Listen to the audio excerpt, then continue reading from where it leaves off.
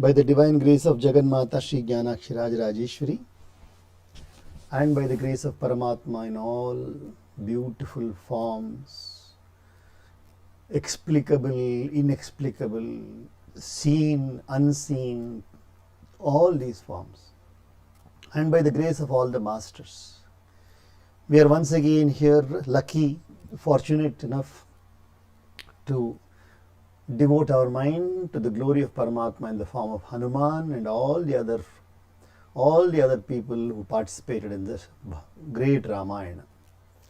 ಜಗನ್ಮಾತೆ ರಾಜರಾಜೇಶ್ವರಿ ಅಮ್ಮನವರ ಕೃಪೆಯಿಂದ ಪರಮಾತ್ಮನ ಎಲ್ಲ ಅದ್ಭುತವಾದ ಸ್ವರೂಪಗಳು, ನೋಡಿರುವ ಸ್ವರೂಪಗಳು, ನೋಡದೇ ಇರುವ ಸ್ವರೂಪಗಳು, ಮತ್ತು ಆ ಕೃಪೆಯಿಂದ ಬಂದಿರುವ ಈ ರಾಮಾಯಣದಲ್ಲಿರುವ ಹನುಮಂತನ ಸ್ವರೂಪ ಮತ್ತಿನ್ನೆಲ್ಲ ರೂಪಗಳನ್ನು ನೋಡುವ ಒಂದು ಭಾಗ್ಯ, ನಮ್ಮ ಮನಸ್ಸನ್ನು ಅದರಲ್ಲಿ ಲೀನ ಮಾಡುವ ಭಾಗ್ಯ ನಮಗೆ ಇವತ್ತು ದೊರಕಿದೆ. Now, Vibhishana continues to advise Ravana, the brother of Ravana, the younger brother of Ravana. ರಾವಣನ ತಮ್ಮನಾದ ಅಸುರ ಕುಲದಲ್ಲಿಯೇ ಹುಟ್ಟಿದ್ದರೂ ಕೂಡ ಅವರಿಗೆ ಅಸುರ ಗುಣಗಳಿಲ್ಲ, ದೈವ ಗುಣಗಳು. Although he is born in the same clan of Rakshasas, Asuras, demons, ogres, but Vibhishana has got different qualities. That is the same thing applies to human beings also. ಮನುಷ್ಯರಿಗೂ ಕೂಡ ಅದು ಅನ್ವಯಿಸುತ್ತೆ. ಏನರ್ಥ? ಯಾವುದೇ ರೀತಿಯಾದ ವಾತಾವರಣದಲ್ಲಿ ಹುಟ್ಟಿದ್ದರೂ ಕೂಡ, ಬೆಳೆದಿದ್ದರೂ ಕೂಡ ಆ ಮನುಷ್ಯನ ಪ್ರಕೃತಿ ಬೇರೆ ಥರ ಇರಬಹುದು ಎಂಬುದಕ್ಕೆ ಪ್ರಮಾಣ ಇದು. ಪ್ರಹ್ಲಾದರು ಹಿರಣ್ಯಕಶಿಪು ಎಂಬ ರಾಕ್ಷಸನಿಗೆ ಹುಟ್ಟಿದ್ರೂ ಕೂಡ ಪ್ರಹ್ಲಾದರು Bhagavata ಉತ್ತಮರಾದರು. Prahlada was born as the son of Hiranyakashipu, another asura, but because of satsangadinda ಆ ಪ್ರಹ್ಲಾದರು ಭಾಗವತೋತ್ತಮರಾದರು. He became the greatest of the devotees of Bhagavan Vishnu. So many factors contribute to the qualities of a human being. Some are the inborn qualities, some are the inborn qualities, ಅಂದರೆ ಹುಟ್ಟು ಗುಣಗಳು ಅಂತ ಹೇಳ್ತೀವಿ. ಕೆಲವು ಹುಟ್ಟು ಗುಣಗಳು, ಕೆಲವು ಸಂಘ ಗುಣಗಳು. Some are inborn qualities, some are the qualities acquired by association. Without our knowledge, we don't know to how many people we are being associated. What words we listen, they come into the ears, then they come through the mouth. ಎಷ್ಟು ಪ್ರಕಾರವಾದ ಸಂಘ ನಡೀತಾನೇ ಇದೆ ನಮ್ಮ ಜೊತೆಯಲ್ಲಿ. ಸ್ಕೂಲ್ಗೆ ಹೋಗ್ತೇವೆ, we go to school, we go to college, we go to so many places, we meet so many people, we hear so many things, we read newspapers, we see so many things in the media. All these make an influence on us. ನಮ್ಮ ಒಳಗಡೆ ಮನಸ್ಸನ್ನು ಇದೇ ನಿರ್ಮಾಣ ಮಾಡು. It really builds the mind content. ಈ ಮನಸ್ಸಿನ ಒಳಗಡೆ ಇರುವ ವಿಷಯಗಳೆಲ್ಲ ಇದು ನಿರ್ಮಾಣ ಮಾಡುತ್ತೆ. All the associations. So Sangha has got a great power. So Vibhishana, inborn quality of Vibhishana is Satvikata. ಹುಟ್ಟು ಗುಣವೇ ವಿಭೀಷಣನಿಗೆ ಸಾತ್ವಿಕತೆ. ಹುಟ್ಟು ಗುಣ. ಅಸುರನಾಗಿದ್ದರೂ ಕೂಡ, although he is an asura, for him inborn quality is devotion to Bhagavan Narayana. So he, not only Narayana, to Dharma also. So he is now advising, he continues to advise. Therefore, in order to make your greatness known to the enemies, let a few warriors who are well disposed and valiant, nay, devoted and born in families noted for their great qualities, high-minded, foremost among armed soldiers, renowned for their burning ardor, handsomely paid and obedient to your commands, proceed today with a section of your army and return after capturing the two princes. It's a very, very, very rare part which we all know. ಸಾಮಾನ್ಯವಾಗಿ ಈ ವಿಷಯ ನಮ್ಗೆ ಗೊತ್ತಿಲ್ಲ. ನೋಡಿ, ವಿಭೀಷಣ ಹೇಳ್ತಾ ಇದ್ದಾನೆ. ಏನು ಹೇಳ್ತಾ ಇದ್ದಾರೆ ವಿಭೀಷಣ? ನಿಮ್ಮಲ್ಲಿರುವ ವೀರರು, ಹೇ ರಾವಣ, ನಮ್ಮ ರಾಜ್ಯದಲ್ಲಿರುವ ವೀರರು ಕೆಲವರು ಹೋಗಿ ಆ ಕಡೆಗೆ ಹೋಗಿ ಆ ರಾಮ ಲಕ್ಷ್ಮಣರೆಂಬ ರಾಜಕುಮಾರನನ್ನು ಖೈದಿ ಮಾಡ್ಕೊಂಡು ಬರಲಿ, ಅವ್ರು ಹಿಡ್ಕೊಂಡು ಬರಲಿ ಹೋಗಿ. ನಿನಗೆ ಯಾವುದಪ್ಪ ಅಸಾಧ್ಯ? Therefore in order to make your greatness known to the enemies, ನಿನ್ನ ಮಹಿಮೆ ಶತ್ರುಗಳಿಗೆ ಗೊತ್ತಾಗಬೇಕು ಅಂತ ಹೇಳಿದ್ರೆ, let a few warriors who are well disposed and valiant, ನೇ devoted and born in families noted for their great qualities, high-minded, foremost among armed soldiers, renowned for their burning ardor, handsomely paid and obedient to your commands, proceed today with a section of your army and return after capturing the two princes, distracted as they are through agony caused by separation from Sita. ಈಗ ಆ ರಾಜಕುಮಾರ್ ಅವರು ರಾಮ ಲಕ್ಷ್ಮಣರಲ್ಲಿ ಶಕ್ತಿ ಇಲ್ಲ. According to Vibhishana, he says, because they are separated from Sita and they are searching for Sita, they are emotionally down. Emotionally down. They are depressed. And when a person is depressed, what happens? He is not powerful. So send your army now. Send a section of your army. If you are really powerful, that will show, not if you are really powerful, you are powerful. And let them know about your greatness. Send them and then get them captured. See how they have sent a messenger. See how beautifully Vibhishana analyzes. Rama ಲಕ್ಷ್ಮಣರು ಖುದ್ದಾಗಿ ಬಂದಿಲ್ವಲ್ಲ, ಅವರಿಬ್ಬರು ಬಂದಿಲ್ವಲ್ಲ, ಅವ್ರೇನು ಮಾಡಿದ್ದಾರೆ? ದೂತನನ್ನು ಕಳಿಸಿದ್ದಾರೆ. ನೀನು ನಿನ್ನ ಸೈನಿಕರನ್ನು ಕಳಿಸು. You also send your soldiers, capture them and come. Ravana, the foremost of the rulers of Ogre, the suzerain lord of the rangers of the night and the enemy of the celestial realm, who was endowed with extraordinary might, accepted with his mind the sound and palatable advice of his younger half brother Vibhishana. ಅಸುರರಲ್ಲಿ ಶ್ರೇಷ್ಠನಾದ, ಅಸುರರಿಗೆ ಮತ್ತು ರಾತ್ರಿ ನಿಶಾಚರರಿಗೆ ರಾಜನಾದ, ಆಮೇಲೆ ದೇವತೆಗಳಿಗೆ ವೈರಿಯಾದ ಅದ್ಭುತವಾದ ಶಕ್ತಿಯುಳ್ಳ ರಾವಣನಿಗೆ ತನ್ನ ತಮ್ಮಗ ಈ ವಿಭೀಷಣ ಕೊಟ್ಟಿರುವ ಈ ಉಪದೇಶವು ಚೆನ್ನಾಗಿ ಅನಿಸ್ತಾ ಇದೆ ಅಂತೆ, ಆಶ್ಚರ್ಯಕರವಾಗಿ. It is palatable to him. This advice seems to be palatable to him. ಇದು ದೈವವಶ. ದಿಸ್ ಇಸ್ ಆಲ್ ಪರಮಾತ್ಮ ಸಂಕಲ್ಪ. Thus, Canto 52, in the Sundarakanda of the glorious Ramayana of Valmiki, the work of a rishi and the oldest epic. Tripanchashaha Sargaha, 53rd Sarga, Canto 53. Now, the essence is being said. ಇವಾಗ ಅದರದ್ದು ಸಾರಾಂಶವನ್ನು ಹೇಳ್ತಾ ಇದ್ದಾರೆ. Wrapping up the tale of Hanuman in rage and soaking it in oil, and then lighting it up, the ogres, as urged by Ravana, take Hanuman round the city to the accompaniment of music. Hearing this news from the lips of the ogresses, Sita prays to the god of fire on oath to see that Hanuman remains unscathed. Climbing up the gate and shedding the fire by attenuating his body, and then resuming vast proportions and seizing the iron bar of the gate, Hanuman kills with it the ogres guarding the gate. ಅದ್ಭುತವಾದ ಕಾರ್ಯ ನಡೀತಾ ಇದೆ ಇವಾಗ. Hanuman is now going to be punished, apparently punished. ಹನುಮಂತನಿಗೆ ಈಗ ಶಿಕ್ಷೆಯನ್ನು, ದಂಡನೆ ವಿಧಿಸ್ತಾ ಇದ್ದಾರೆ. ಆಂಜನೇಯನಿಗೆ ದಂಡನೆ, ಆಂಜನೇಯನಿಗೆ ಶಿಕ್ಷೆಯನ್ನು ವಿಧಿಸ್ತಾ ಇದ್ದಾರೆ. Can you imagine the satire here? They are going to punish Hanuman. Ravana is going to punish Hanuman. ಅತುಲಿತ ಬಲಧಾಮಂ ಹೇಮಶೈಲಾಭದೇಹಂ ಧನುಜವನ ಕೃಶಾಣಂ ಜ್ಞಾನಿನಾಂ ಅಗ್ರಗಣ್ಯಂ ಸಕಲ ಗುಣನಿಧಾನಂ ವಾನರಾಣಾಂ ಅಧೀಶ್ಯಂ ರಘುಪತಿ ಪ್ರಿಯ ಭಕ್ತಂ ವಾತಜಾತಂ ನಮಾಮಿ. What a wonderful, powerful Hanuman. He is going to be punished now. And what is the punishment they are going to give? Now they are going to decide the punishment. Tasya tadvachanam shrutva dashagrivo mahatmanah ದೇಶಕಾಲಹಿತಂ ವಾಕ್ಯಂ ಭ್ರಾತುರುತ್ತರಮಬ್ರವೀತ್ ಸಮ್ಯಗುಕ್ತಂ ಹಿ ಭವತಾ ದೂತವದ್ಯಾ ವಿಗರ್ಹಿತಾ ಅವಶ್ಯಂ ತು ವಧಾದನ್ಯಃ ಕ್ರಿಯತಾಮಸ್ಯ ನಿಗ್ರಹಃ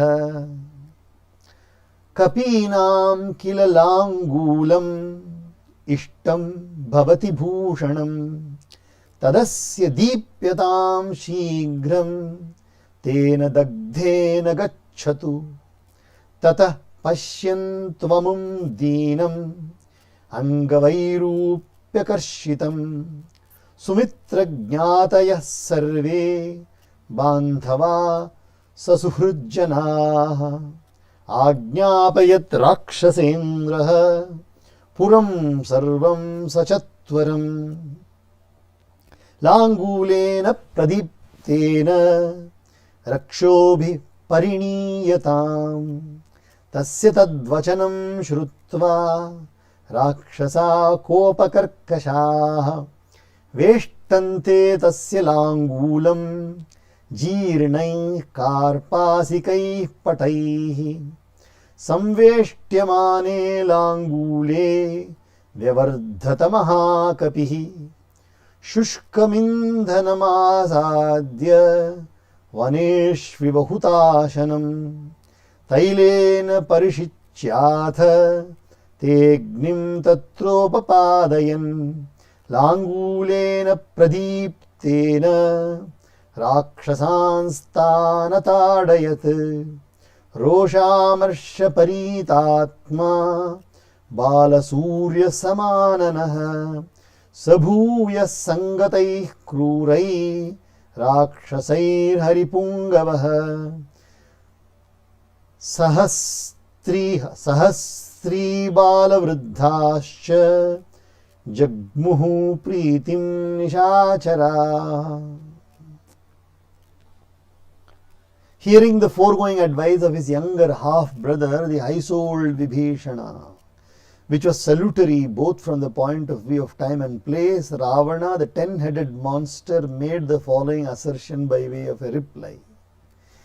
ತನ್ನ ತಮ್ಮನ ವಿಭೀಷಣನ ಆ ವಚನಗಳನ್ನು ಕೇಳಿ ರಾವಣ ಆ ವಚನಗಳಲ್ಲಿ ಅರ್ಥವಿದೆ, ಸಾರಾಂಶವಿದೆ, ಸಮಯಕ್ಕೆ ಸರಿಯಾದ ವಚನವನ್ನು ಹೇಳಿದ್ದಾರೆ ವಿಭೀಷಣ ಅಂತ ತಿಳಿದು ಆ 10 ತಲೆಯುಳ್ಳ ರಾವಣ ಈ ರೀತಿಯಾಗಿ ಉತ್ತರವನ್ನು ಕೊಡ್ತಾನಂತೆ. He is going to reply now. Ravana, it is truly said by you that the killing of a messenger has been severely condemned.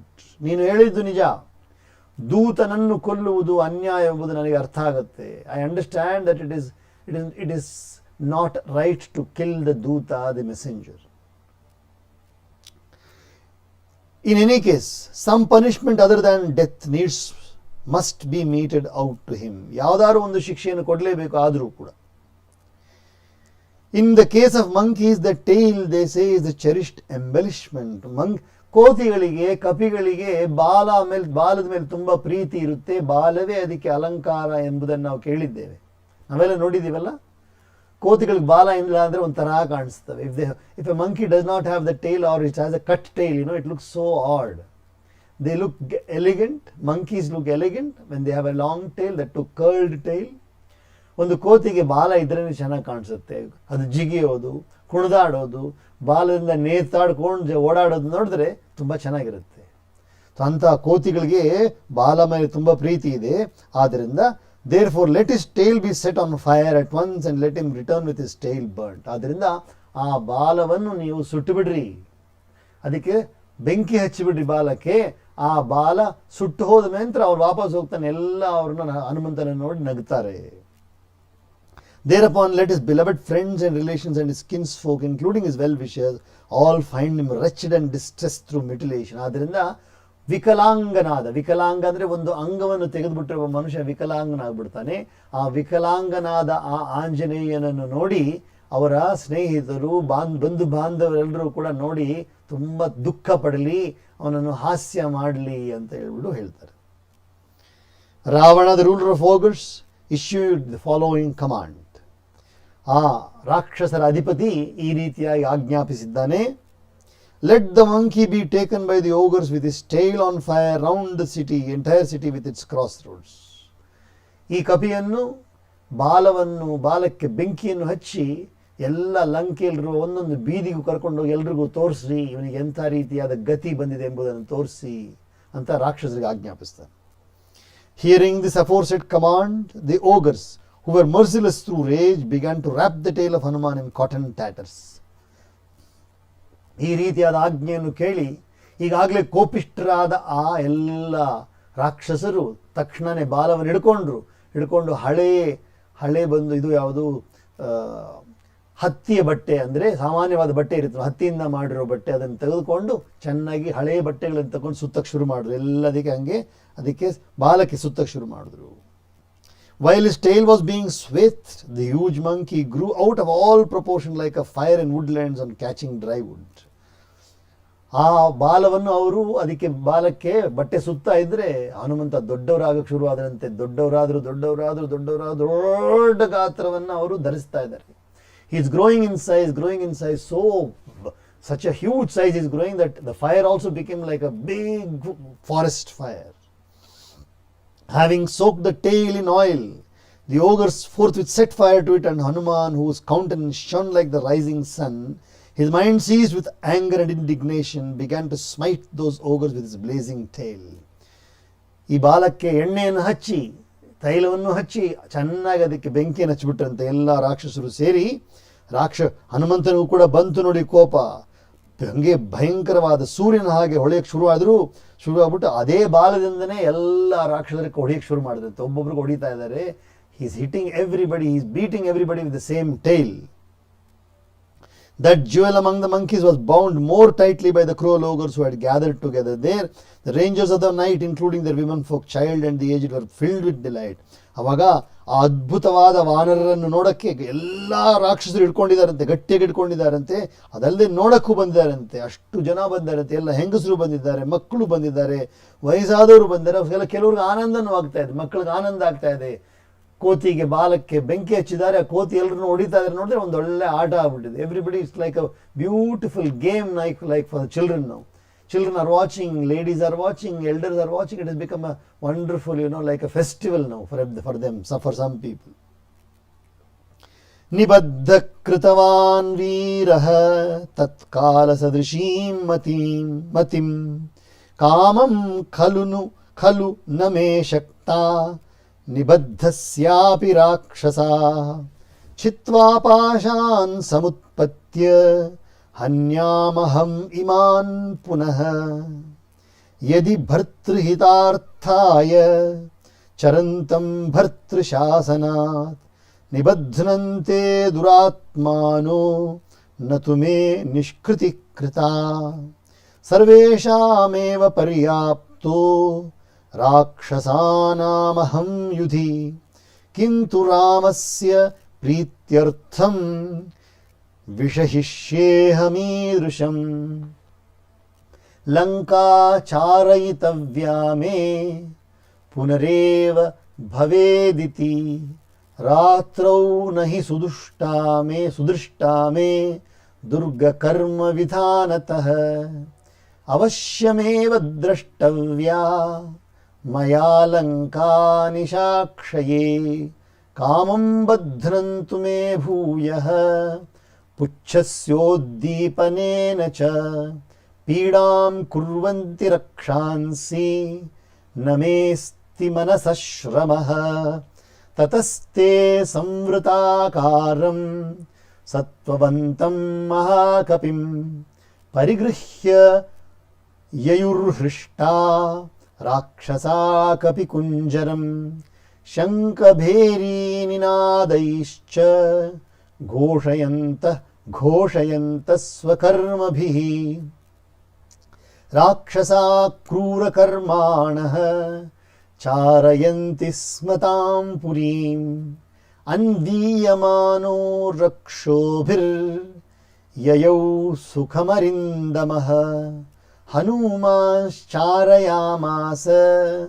राक्षसानां महापुरीम् अथापश्यद्विमानानि विचित्राणि महाकपिः संवृतान् भूमिभागांश्च सुविभक्तांश्च चत्वरान् रथ्याश्च गृहसंबाधाः कपिः शृङ्गाटकानि च तथा रथ्योपरथ्याश्च तथैव च गृहान्तरान् चत्वरेषु चतुष्केषु राजमार्गे तथैव च घोषयन्ति कपिं सर्वे चार इत्येव राक्षसाः स्त्रीबालवृद्धा निर्जग्मुः तत्र तत्र कुतूहलात् तं प्रदीपितलाङ्गूलं हनुमन्तं दिदृक्षवः. What happens next? How Hanuman then takes everybody to task. What happens to Lanka city? Lanka ನಗರಿಗೆ ಏನಾಗುತ್ತೆ ಮತ್ತೆ ಹನುಮಂತ ಎಲ್ಲರಿಗೂ ಹೇಗೆ ಶಿಕ್ಷೆ ಕೊಡ್ತಾರೆ ಎಂಬುದನ್ನು ಮುಂದಿನ ಪ್ರಸಂಗದಲ್ಲಿ ನೋಡೋಣ. We will pause here. ರಾಮಾಯ ರಾಮಭದ್ರಾಯ ರಾಮಚಂದ್ರಾಯ ವೇಧಸೇ रघुनाथाय नाथाय सीताया पतये नमः। ॐ सहनाववतु सहनौ भुनक्तु सह वीर्यं करवावहै तेजस्विनावधीतमस्तु मा विद्विषावहै। ॐ शान्ति शान्ति शान्तिः। सर्वे भवन्तु सुखिनः सर्वे सन्तु निरामयाः सर्वे भद्राणि पश्यन्तु मा कश्चित् दुःखभाग् भवेत्। ॐ शान्ति शान्ति शान्तिः।